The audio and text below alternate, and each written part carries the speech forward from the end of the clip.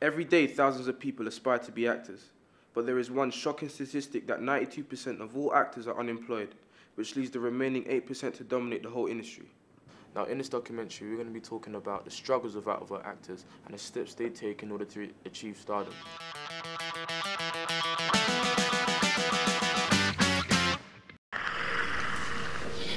Did you hear that? Hear what, man? Stop being silly. Just come back. No, man. Did you just hear that, babe? What are you talking about? I first got into acting when I was 8 years old, when I did a play and I did Oliver Twist, of which I was playing one of the pickpockets. And then after that I was doing plays and plays and plays, and then my mum put me in a performing arts school in Muswell Hill. But when I was 15, I met a man called Femi Oyeniran. He was in Kidulthood, Adulthood and all them films there. He asked me to audition for his short film that he was making. So basically I did that and then I got the role. So then after that I just started telling people that I wanted to become an actor. Then I started acting in music videos and whatnot. And then that's how basically the dream came about. Fuck.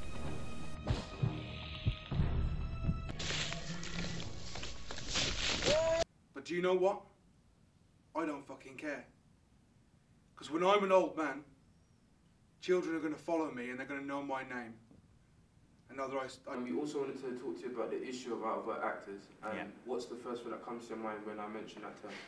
Well, I think it makes me smile because it's sort of a cliche that I guess we all know. But I think, in a way, we have to remember that any job like acting, where you're self-employed, probably involves a period of being out of work. Yeah, but I think there are obviously particular issues because there are a lot of actors out there. Yeah, I hope doesn't listen. Could even be someone from outside who wouldn't pass it on to anyone. Just not that clown. No. With his dog.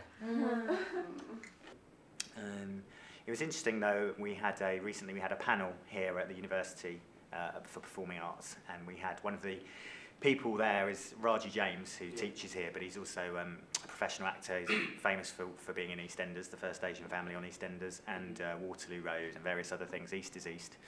And he was saying that he didn't really accept that notion of that there are a lot of out-of-work actors, or the idea that it was particularly difficult to get work. He sort of said, well, you can. It's about your own tenacity and your willingness to sort of ferret out what is out there. Which I thought was really interesting because it kind of made me see it in a different way, because I'd never really heard particularly an actor say that. I hear a lot from even friends of mine who've been quite successful saying that it's still quite difficult to get work, you know. I won't be bringing you food parcels in prison. He'll have shit running through his veins and they'll work out it was you right away. So you be patient. Let it take its time. But somehow with actors we have this sense that you just have to take anything you get, and I think it's good actually that actors are starting to say, well, yeah, I want to be an actor, but perhaps not at any price. Well, let's try again. Bottoms up. Quiet.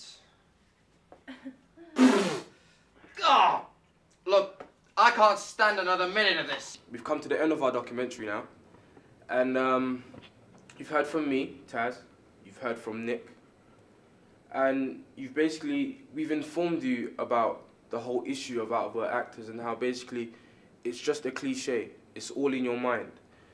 Like, if you want to work, then go out there and find work. There's lots of websites like Screen Terrier, Star Now, where you can find castings. You're making it complicated for yourself in your mind. All you really have to do is apply yourself to what you want to do. If you really want to become an actor, there's nothing stopping you from becoming an actor.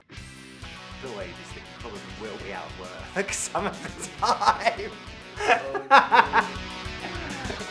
God, that was bizarre.